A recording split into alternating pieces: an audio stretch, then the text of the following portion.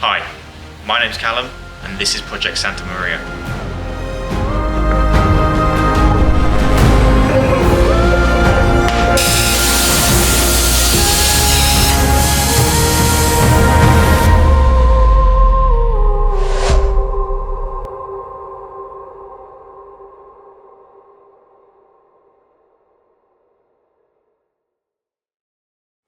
Hi and welcome to the first proper episode of Project Santa Maria, our attempt to build and fly a liquid rocket engine. Now, if you don't know what this project is, I made a previous video all about its aims and objectives, so if you haven't seen it already, go check it out. In this video, we're going to be mainly focusing on trying to get our liquid rocket engine to be throttleable, which means we're going to be designing a particular type of propellant injector for the rocket. Now, we're going to take a bit more of a scientific approach to this thing. We're going to be running tests, doing experiments and getting data from sensors. So I hope you appreciate the process. The aim is to end up with lots of data and lots of knowledge on the injector that's going to be at the heart of our liquid rocket engine. Now, this project wouldn't be possible without our sponsors, and again, we're sponsored by Onshape, so go check them out if you haven't already. And that's about it. Let's go build some rockets. Okay, so where do we start with this? There are many different methods for throttling rocket engines. Some methods involve multiple combustion chambers or adding additives to the fuel. But for us, we will be focusing on a variable area injection design, specifically a Pintle injector. Now, a Pintle injector works similarly to a valve.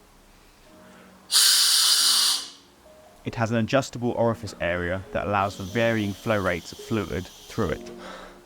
A Pintle injector consists of three main parts: the pintle, the post, and the base. Gaseous oxygen flows around the post, through the base, and exits at the annular nozzle. Liquid fuel flows through the post and around the pintle and exits at the center nozzle. When both propellants are flowing, they impinge near the pintle tip, causing them to atomize and mix uniformly around the combustion chamber. Like the valve, the pintle can close to decrease its orifice area and decrease the flow rate through it. The flow rate of the fuel is related to the area through the mass flow rate equation and are proportional to the product of the discharge coefficient, pressure drop, and density. Our aim will be to build this Pintle injector and test it until we know the true relationship between these 5 variables, giving us complete control over the thrust of this rocket engine. Should be easy, right? After doing a bit more research and writing a design code that gives me lots of tasty graphs, we can define the specific geometries of the pintle, including the pintle tip angle, the minor and major bore dimensions of the post, and the exit area for the annular nozzle. To be able to machine all these parts, we will need 2 bases, one for the pintle and post to screw into, and one that slots around the post that allows oxygen to travel around it. Importantly, the pintle shaft is screwed into the base with an M4 thread. This means when it is turned by a motor, for each revolution, the pintle opens a distance equal to the pitch of the thread. From this distance, we can calculate the opening area of the pintle. Okay, I think that's about everything. Time to build this thing.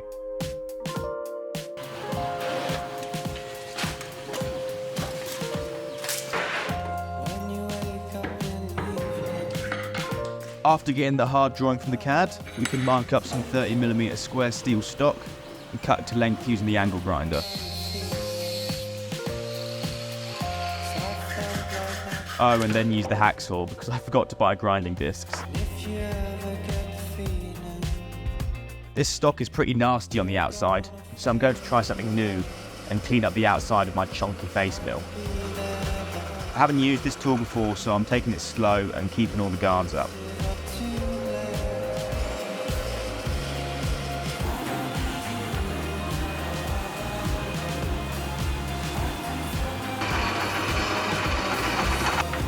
My first time face milling, and I think it went pretty well. Look at that. That is beautifully machined little bit of carbon steel. This is the top base of the pintle, and the inside needs to be bored out on the lathe. After getting it chucked up, off-centering the forejaw, we can center drill it Then fix the lathe that decided to break, and then come in with the starting drill bit. Finish it off with a 12mm drill, the largest my chuck can take, and then it's ready for the boring bar. I'm trying to bore out one part of the Pintle injector. This section here, this 10mm. As you can see, I'm going into it with the boring bar. And this is the section where the oxygen comes in. I'm taking 0.3mm cuts through the first chamber to get it as accurately as possible to the final dimension of 23mm. Then lastly, we can use the compound slide to take down the convergence section at a 45-degree angle. 5:15. I think it might be my bedtime, but that cylinder is done. Next is the bottom base that needs the lip on the top to be cut to centre it on the top base, plus boring and tapping the internal sections. Once again, we're facing off the nasty stop, but this time I have coughing, so it goes much better. Once on the lathe, the base gets spaced off so everything is square, and the lip gets cut to the same 23mm dimension. Next in is a 3.3mm drill bit for the M4 thread, and a 10.8mm drill bit for the M12 thread for the post. Both threads get started on the lathe using the tailstock as a guide to keep them as straight as possible to the part. Then taken over to the vise to finish them off.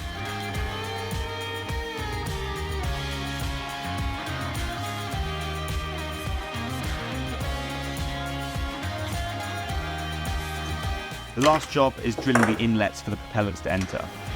These get marked and drilled with an 11.8mm drill.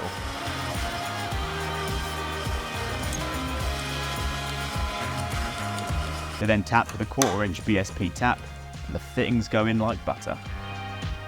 And then we're all done, right? Well, no. When I put these bases together, I realised there was a gap, just asking for oxygen to be leaked out of it. I also realised I hadn't even designed any pressure ports for pressure sensors to go into. What was I thinking? Anyway, thanks to Onshape, the sponsors of this video, I can go back to the CAD and make the changes I need. Because Onshape is a completely cloud-based CAD service, it stores all your part files in one place online. This allows you to record and store all versions for your parts, meaning you'll never have to search through hundreds of part files for the last one that didn't have an error. With the Pintle, I can create a new version and make the necessary changes, all without losing any of the old design. Onshape also has libraries of stock parts for your assemblies, meaning you never have to spend time designing nuts, bolts, or screws again. Here's a sneak peek of what's coming for the Pintle. Onshape offers flexible working for teams and companies. This means I can check up on the electrical designs Tom's been making for the experiment. And because it's cloud-based, I can look at it all on my phone. Without Onshape's capabilities and the support for this channel, this project wouldn't be possible. So go check them out, sign up for a free account, and we can get back to building. That's the bases remade.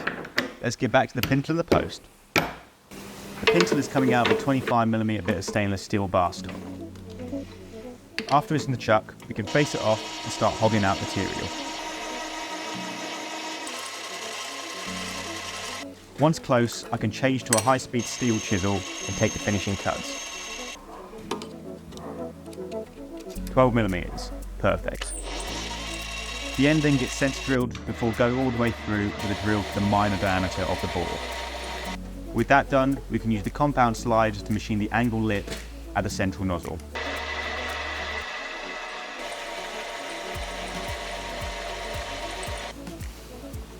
The stock then gets turned around and drilled to the major diameter to the correct depth. And then we can cut off the excess stock on the bottom, ready for threading.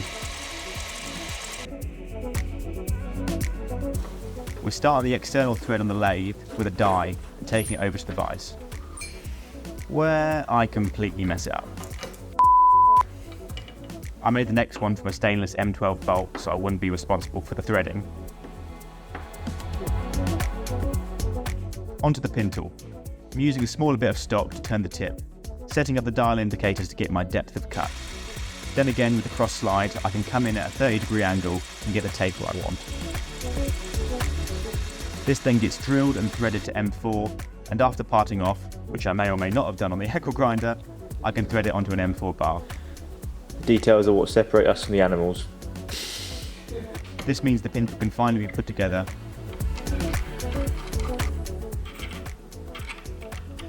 And I think it looks pretty good. That is the main part of the pintle done. Now I've got to connect it to the stepper motor, and yeah, we're getting there. Let's keep going.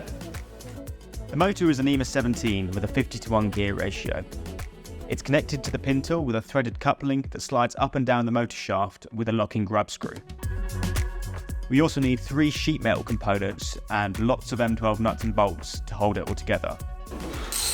First job is to get my new massive carbide end mills in the mill. And look at them. Then we can get all the sheet metal squared up and the necessary holes and slots put in place.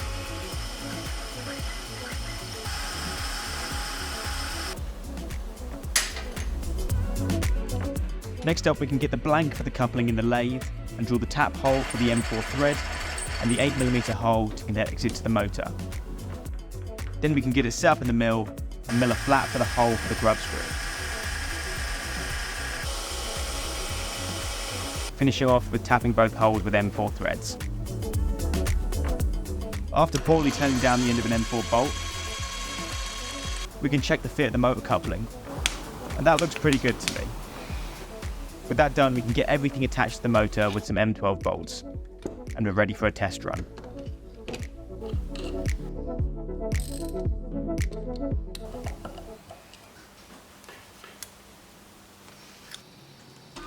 And it sounds like something's happening. I did. Okay, it might be a bit off centre. I think my lathe's accuracy leaves a bit to be desired. It's doing it. But it's turning, and it looks like a pintle. Look at that, we can control it so well. So I'm pretty proud of that.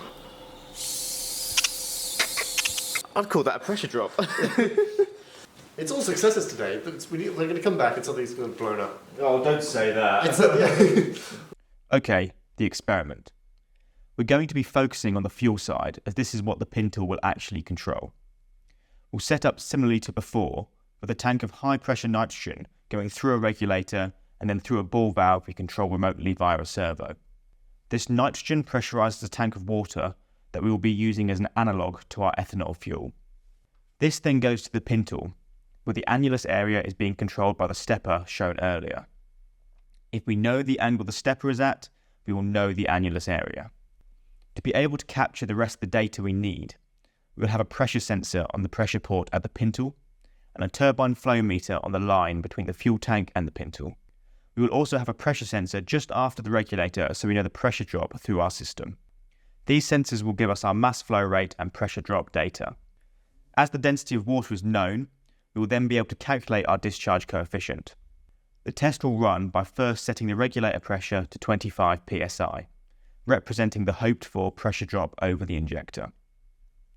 We will then open the ball valve and push water through the pintle. The pintle will open 180 degrees or 0.35 millimeter, changing its orifice area from 0 to around 7 millimeters squared. The pressure drop data at the pintle, the flow rate data, and the area will be recorded during the pintle opening. The ball valve will then close to end the test. We can then rerun the test for 50 and 100 psi to see what happens as the pressure drop is adjusted. With this data, we should know the exact pintle setting needed for specific flow rates and specific thrusts, and in the future, a throttleable rocket engine. Okay, I think we've got a bit of work to do. Let's get on with it. As you can see, Tom is back again to help me with the electrics, and with the pintle working, we can get started on the rest of the experiment. For the 3 sensors we're using, they all run at 24 volts and have a 4 to 20 milliamp output. But to be able to read this on the Arduinos, Tom's building a circuit to pass the current output over a 220 ohm resistor, so we get a voltage reading that is proportional to the pressure. That is data. It really is. It's pretty noisy. That is pressure data. Yeah. What have we done with it? This is the first proper data we've got, and as you can see, we were pretty excited. Although this doesn't look like much now, it means we're successfully able to get and store the data from the sensors, and it's big news. Yeah. That is pressure data! With this done, each of the pressure sensors still has to be calibrated so we know the exact relationship between the voltage and the pressure reading. We're calibrating each of the sensors by taking a range of data points at a single pressure reading. Accelerate back down again. Then in post-processing, we can get an average voltage and plot it against the pressure with a least squares regression line. And just look how straight they are. For the other Arduino, it has to open and close the ball valve, send a pulse to start reading data, and open and close the pintle, all in a specific order. Test one. Test 1. 3, 2, 1. So that's a bit of a problem. Literally nothing works. Now this took a couple of attempts to get right, but eventually we got everything working. Test number 4. 1. Open. Turning. 180 degrees. Yes! Close. Okay. Hey, who's doing that? Woo! With this done, we can get round to the last few bits of welding and plumbing for the test. Except, something's not arrived. The turbine flow meter managed to get delayed in customs and took 30 days to come. But it does look cool. Okay, I'm going to attempt the last calibration for the flow meter and then we can get set up for the test. We've attached the flow meter to the nitrogen, and we can control the flow rate via a needle valve on the other side.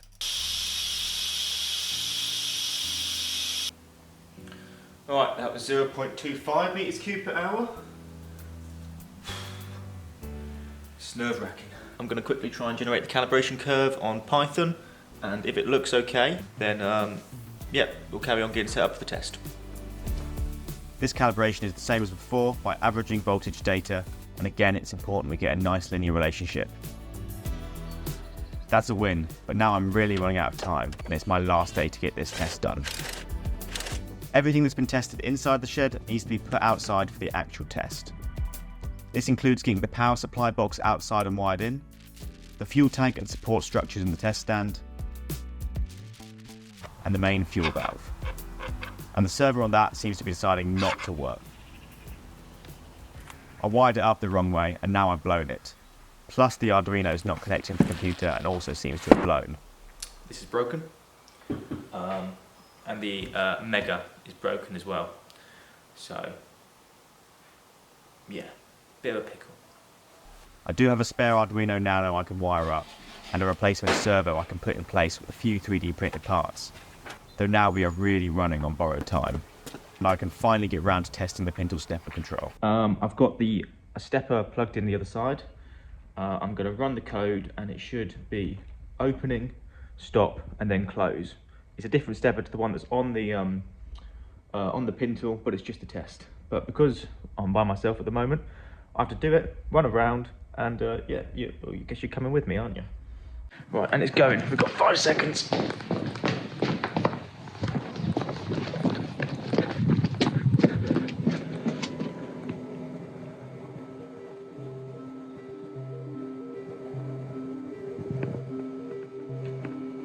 And that has not done anything.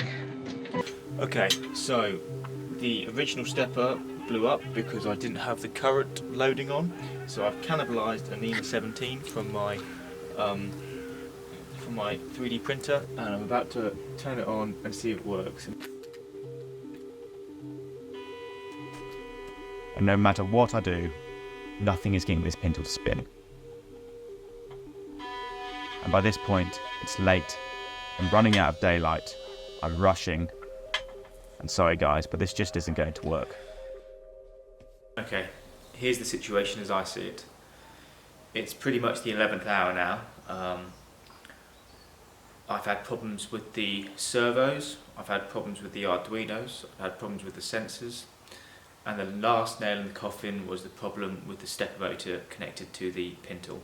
I must have blown it when we were testing it with Tom, but I don't have a replacement for that unfortunately. I tried to cannibalise my 3D printer and that didn't work. It's hard getting this experiment set up. It's harder than I expected, but this whole project is going to be hard. So we're going to go home, we're going to take stock, we're going to find and sort out the problems that we're having, and we're going to come back and we're going to do the test. This shed hasn't got any heating. It's -2 or something in here. It's ridiculous. I'm starting to lose feeling in my fingers. We've still got this. We've still got this. The Pintle's made. I'm very happy with the Pintle. We just need a bit more time. And, well, it'll be another video for you guys. This is the reality of what I'm trying to do at the moment. So we'll see you in the next one, which will be doing the experiment. And we'll see what kind of data we get, because we love a bit of data. So, yeah, thanks again for your support and your time. And I'll see you next time. Just to end on a brighter note, I wanted to let you know that work for the combustion chamber has already begun. And I'm taking it so seriously, I've already invested in some much bigger and much cooler machines. And I really can't wait for you guys to see them. Now, I know there's a lot of challenges that go with this project. If you want to follow along and see where we end up, think about giving the subscribe button a whack. And I'll look forward to seeing you all next time.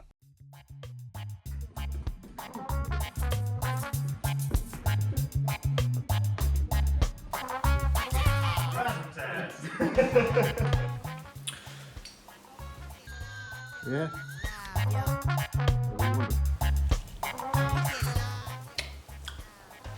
That's much better.